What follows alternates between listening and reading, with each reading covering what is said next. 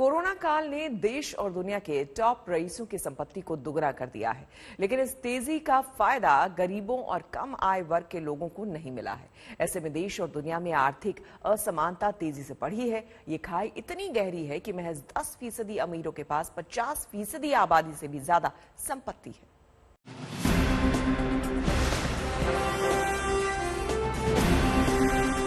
Corona काल में भी भारत समेत दुनिया भर के रईसों की दौलत पर कोई असर नहीं पड़ा है। उल्टा इन्होंने महामारी के दौरान भी जमकर पैसा कमाया है। वर्ल्ड इकोनॉमिक फोरम के पहले दिन ऑक्सफैम इंडिया की तरफ से सालाना असमानता सर्वे जारी किया गया। ऑक्सफैम इंडिया की रिपोर्ट के मुताबिक कोरोना काल में भारतीय अरबपतियों की कुल संपत्ति दोगुनी हो गई। अरबपतियों की संख्या में भी 39% की तेजी आई है और उनकी कुल संख्या बढ़कर 142 हो गई है। इनकी अमीरी का अंदाजा इस बात से लगाया जा सकता है कि टॉप 10 रईस देश के सभी स्कूलों और कॉलेजों को अगले 25 सालों तक फंड कर सकते हैं। ऑक्सफैम की रिपोर्ट में अमीरों पर अतिरिक्त टैक्स लगाने के असर का भी विस्तार से जिक्र किया गया है। इसके मुताबिक भारत में टॉप 10% अमीर लोगों पर 1% अतिरिक्त टैक्स लगाने से 17.7 लाख ऑक्सीजन सिलेंडर मिल सकते हैं। देश में 98 अमीर परिवारों पर 1% अतिरिक्त टैक्स लगाने से आयुष्मान भारत प्रोग्राम को अगले 7 सालों तक फंड किया जा सकता है।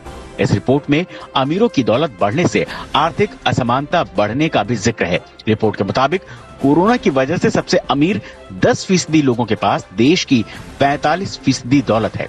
वहीं गरीब 50% आबादी के पास महज 6% दौलत है। देश के 142 अरबपतियों की कुल दौलत 53 लाख करोड़ रुपए है। 98 सबसे अमीर लोगों के पास 49 लाख करोड़ हैं, जो 55.5 करोड़ गरीब लोगों की दौलत के बराबर है। रिपोर्ट में कहा गया है कि अगर भारत के टॉप 10 अमीर रोजाना 7 करोड़ रुपए खर्च करेंगे तो 84 सालों में उनकी दौलत खत्म होगी। वही रईसों पर वेल्थ टैक्स लगाने से 78.3 अरब डॉलर की रकम मिल सकती है। इस पैसे से सरकार का हेल्थ बजट 271% तक बढ़ सकता है। अमीर गरीब के बीच तो आर्थिक खाई कोरोना काल में गहरी हुई ही है, साथ ही जेंडर गैप भी इस दौरान बढ़ गया है। ऑक्सफैम इंडिया की रिपोर्ट के मुताबिक कोरोना काल में जॉब लॉस में 28% महिलाएं हैं। इससे उनकी कुल कमाई 2/3 घट गई है।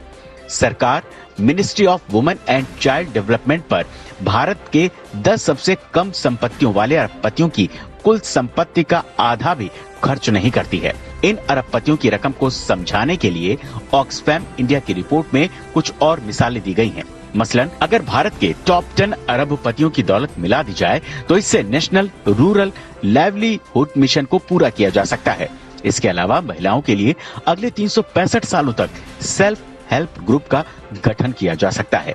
अगर भारत के 98 सबसे अमीर लोगों पर केवल 4% का वेल्थ टैक्स लगाया जाए तो ये health and family welfare ministry को अगले 2 सालों तक फंड कर सकते हैं। इन 98 परिवारों की कुल दौलत भारत सरकार के टोटल बजट का करीब 41% है। आने वाले समय में हम सरकार से उम्मीद करेंगे कि वो महिलाओं और बच्चों पे विशेष ध्यान दें, ministry of women and child development का बजट बढ़ाएं, वर्किंग वीमेन के लिए वर्क फ्रॉम होम इंसेंटिवाइज करें और होम मेकर्स के लिए गैस और खाद्य पदार्थ जैसी वस्तुओं के दाम कम करें। जहां तक बात बच्चों की है तो उनकी ऑनलाइन एजुकेशन को और सरल करने के लिए सेल फोन, लैपटॉप, आईपैड जैसी चीजों पर जीएसटी कम किया जाए और उनके खान पान और दवाइयों का भी ध्यान रखा जाए। एजुकेशन का बजट बढ़ाया जाए और सभी तरीके से उनका ऑल अराउंड डेवलपमेंट हो। इस टाइम में जबकि बच्चे इफेक्ट हो रहे हैं, उसका स्पेशल ध्यान रखना पड़ेगा और बजट में उसके लिए अलाउंस प्रोवाइड करना पड़ेगा। यानी साफ है कि भारत में आर्थिक तरक्की असमान तौर पर हो रही है, जिससे देश की बड़ी आबादी को नुकसान हो रहा है। ऐसे में अब ये सरकार की जिम्मेदारी है कि विकास का फायदा सभी को मिले और सभी की आमदनी में एक जैसा इजाफा हो। आज तक ब्यूरो।